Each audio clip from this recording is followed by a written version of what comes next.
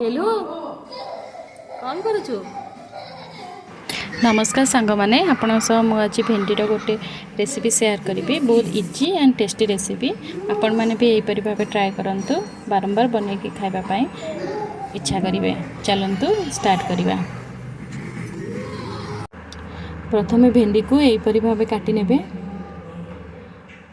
ताहार मझी पाखर चिरीदेवे आउ दुई फाड़ कर काटिदेवे।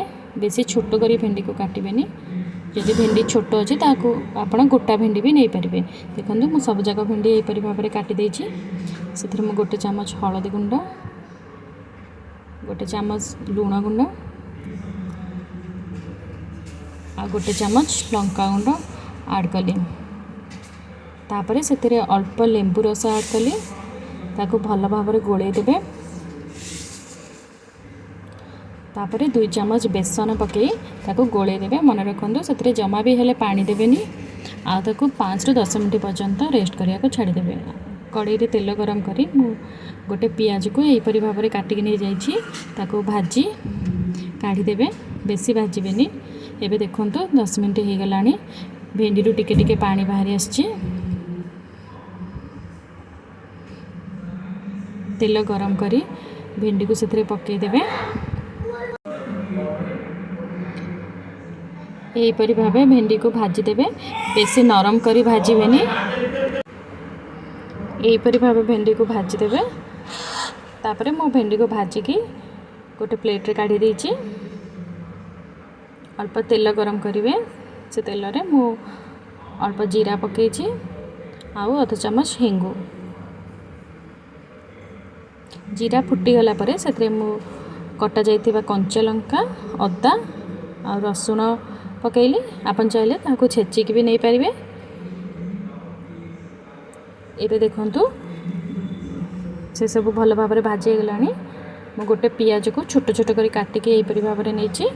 पियाज को बेसी समय भाजबेनि 2 ରୁ 3 मिनिट पियाज भाजी गला पर से गोटे टमाटो को छोट छोट कर काटिक नहीं। तापर से मो गोटे चामच धनिया गुंड हलदी गुंड लंका गुंड आ लुण पकईली।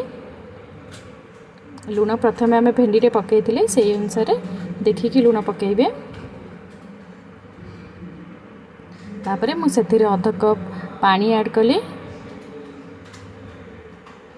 ताको गोटे मिनट घोड़े के रखीदेली। एबे देखंतु टमाटो सीझी गलानी। मुझे अध कप दही को ऐड कली। दही को पकई सारा पर ताको भल भाव में गोलेबे ना दही छिड़ी जिबा।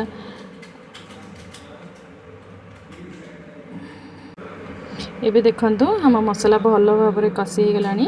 मुझे गोटे कप पानी ऐड कली। पानी एबे फुटी आसलानी से भाजी रखिथिबा भेंडी पकईदेली आउ भाजी रखिथिबा पियाज को पकईदेली।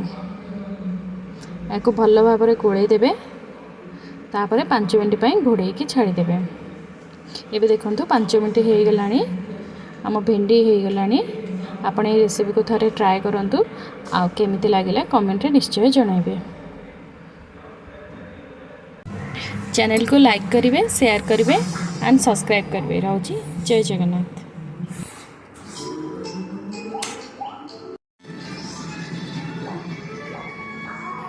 केमती टेस्ट लागुची।